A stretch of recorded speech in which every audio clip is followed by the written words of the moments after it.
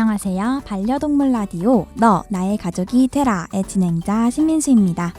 반려동물은 사람과 함께 더불어 살아가며 심리적으로 안정감과 친밀감을 주는 친구, 가족과 같은 존재이지요. 라디오 제목에서 너는 여러분들을, 나는 바로 오늘 소개할 동물을 의미합니다. 어쩌면 누군가의 가족이 될 수 있는 친구들을 오늘 한번 만나보려 합니다.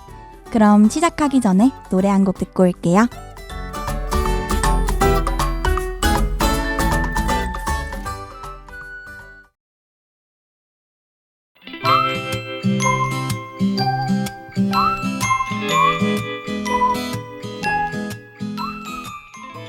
하현우의 아주 오래된 연인들 듣고 왔습니다. 오늘 소개할 동물은 화려한 깃털을 가지고 있어요. 그리고 사람의 말을 따라하는 것으로 유명하죠. 바로 앵무새입니다. 잉꼬라고도 부를 수 있는데 앵무새를 일본어로 말하면 잉꼬가 됩니다. 그러나 우리나라에서 잉꼬라고 하면 특정 앵무새를 가리키는 말로도 쓰인다는데요. 앵무새의 종류를 살펴보면서 어떤 앵무새를 잉꼬라고 부르는지 알아볼까요? 앵무새는 크기에 따라 소형종, 중형종, 대형종으로 나눌 수 있어요. 대형종 중에서 가장 대표적인 앵무새는 금강앵무입니다. 남아메리카와 중앙아메리카 지역에서 서식하는 이 친구들은 원색에 가까운 화려한 깃털색을 가지고 있어 TV 화면이나 모니터에 자주 등장합니다. 흔히 해적팔에 앉아있는 앵무새를 상상하면 대부분 이 친구를 떠올리죠. 가장 작은 종류여도 몸 길이가 50cm를 넘기며 희귀종이라서 반려동물로는 기르기 힘든 편이에요. 다른 대형종 중에서는 유황앵무도 유명한데요. 전체적으로 흰 깃털에 색깔이 있는 머리깃이 포인트랍니다.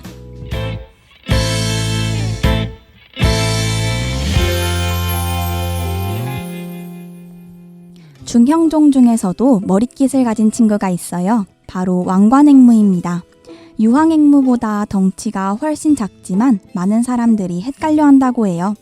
온순하고 길들이기 쉬워서 처음 앵무새를 기르는 사람에게 많이 추천하지만 잔털이 많이 날리기 때문에 기관지가 약한 사람에게는 적합하지 않습니다. 마찬가지로 애교가 많고 사람을 잘 따르는 앵무새로는 코뉴어가 있어요. 다양한 색을 가지고 있으며 국내에는 노란색을 바탕으로 초록색과 주황색이 섞인 선 코뉴어가 가장 보편적이라고 합니다.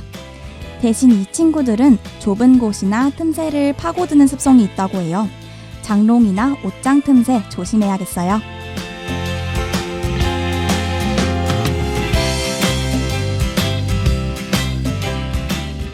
다음은 소형종입니다. 모란앵무와 사랑앵무가 있는데요. 먼저 모란앵무는 크기가 작고 가격이 저렴하며 사람과 친해지기 쉬운 성격입니다. 매우 활달하고 호기심이 많아 부리를 써서 탐색하는 걸 좋아해요. 주인과 유대감이 깊을 경우 껌딱지라고 불릴 정도로 주인에게 붙어있고 즐거워한답니다. 사랑앵무 역시 애완용으로 많이 길러집니다. 바로 이 앵무새가 통칭 잉꼬라고 불리는데요.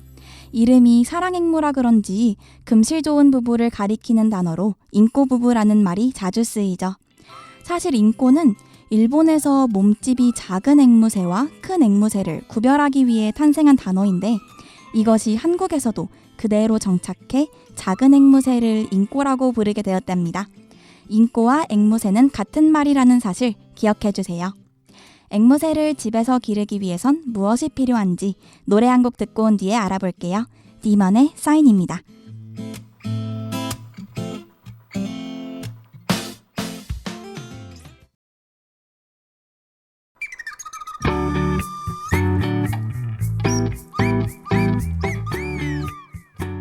어떤 동물이든지 간에 새로 키우게 된다면 필요한 조건들이 있죠. 먼저 새장, 케이지입니다. 여러 재질의 케이지가 판매되고 있는데요. 예산만 허락한다면 스테인리스나 스틸 재질의 케이지를 추천합니다. 왜냐하면 녹슬지 않고 튼튼하고 언제나 미관을 해치지 않기 때문이에요.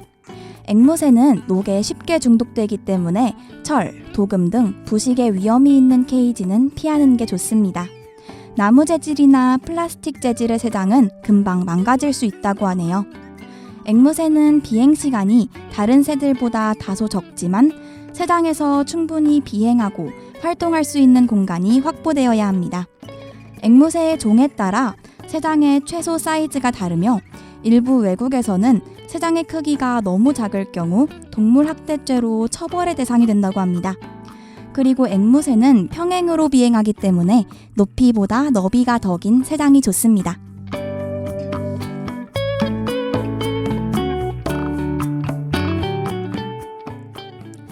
먹이는 과일, 채소, 곡류, 사료 등 여러 가지를 먹이는 것이 가장 이상적이에요. 편식하는 앵무새의 경우 사료와 알곡이 섞여 있으면 알곡만 쏙 빼먹기도 한답니다. 어릴 때부터 끈기를 가지고 여러 가지 음식을 먹여야 합니다. 곡류만 먹을 경우 영양 불균형이 올 확률이 몹시 높아요. 신선한 채소와 과일을 다양하게 먹기 좋게 잘라줍시다. 절대로 먹이면 안 되는 음식에는 술, 버섯, 사과씨, 초콜릿, 아보카도, 소금 등이 있어요. 특히 조류의 간에는 알코올 분해 효소가 없어 술을 먹이면 굉장히 위험하다고 합니다. 앵무새에게 필수로 해줘야 하는 조치로는 윙컷이 있습니다. 단어 때문에 날개를 자르는 학대로 잘못 이해할 수도 있는데요. 하지만 윙컷은 날개 깃털 중 3장에서 5장 정도 끝부분을 자르는 것입니다. 신경이 통하지 않는 부위이므로 전혀 아프지 않고 바람을 타는 깃털의 수를 줄여 장거리를 날지 못하게 하는 조치입니다. 집안에서 키우는 새들은 날아다니다가 유리창에 부딪히거나 가스레인지에 달려드는 사고가 종종 생긴다고 해요. 윙컷은 이런 상황을 막기 위한 일종의 예방조치입니다. 사고는 당연히 조심해야 하죠. 앵무새를 기를 때의 주의점을 더 알아봅시다. BTS의 So What 듣고 올게요.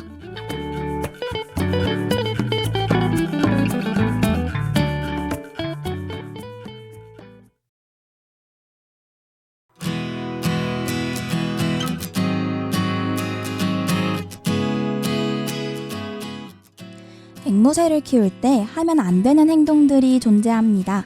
먼저 절대 앵무새와 같이 자면 안 돼요.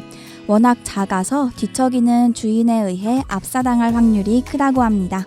잘 때 케이지를 단단히 잠가 놓읍시다. 앵무새가 새장 밖에 있을 때 주방 가까이에 두지 맙시다. 다른 동물들보다 화상을 입기 쉬워요. 그리고 집에서 함부로 창문을 열었다가는 앵무새가 탈출해버리겠죠. 윙컷을 했다 하더라도 탈출할 경우 대부분의 경우 얼어 죽거나 천적에게 당할 가능성이 큽니다. 앵무새에게 훈련을 잘 시키거나 이동장, 발목 링 등의 도구를 이용하면 산책을 나갈 수 있어요. 그래도 혹여 날아가지는 않을지 앵무새에게 위협이 되는 고양이, 강아지는 없는지 확인하면서 산책합시다. 그리고 앵무새는 지능과 감성이 높아 오랜 시간 혼자 방치할 경우 스트레스를 받아 스스로 깃털을 뽑기도 합니다. 만약 앵무새와 많은 시간을 보낼 수 없거나 작은 케이지에 길러야 한다면 앵무새 기르는 것을 진지하게 고민해봐야 할 거예요. 앵무새가 다치거나 아프면 당연히 주인은 동물병원을 찾아가죠. 하지만 앵무새를 진료할 수 있는 병원은 많지 않습니다. 앵무새 같은 특수동물을 치료하기 위해서는 이에 관해 추가로 공부해야 하기 때문에 앵무새 치료가 가능한 동물병원은 매우 적다고 하니 미리 병원을 찾아보는 거 추천해드려요.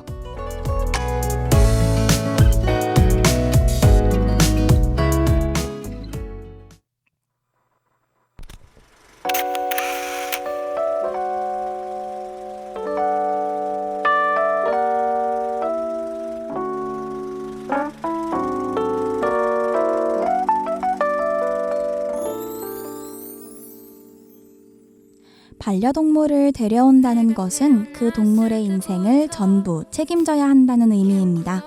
그만큼 많은 정보 습득과 신중한 선택이 필요하죠. 함께할 생명을 위해 책임감을 느끼고 사랑을 베푸는 시대인이 되어보는 건 어떨까요? 아쉽게도 오늘 라디오는 여기까지입니다. 오늘 방송이 여러분들에게 조금이나마 도움이 되었길 바라며 너 나의 가족이 되라 여기서 마치겠습니다. 지금까지 제작기술의 김성지, 진행의 신민수였습니다. 다음에 만나요.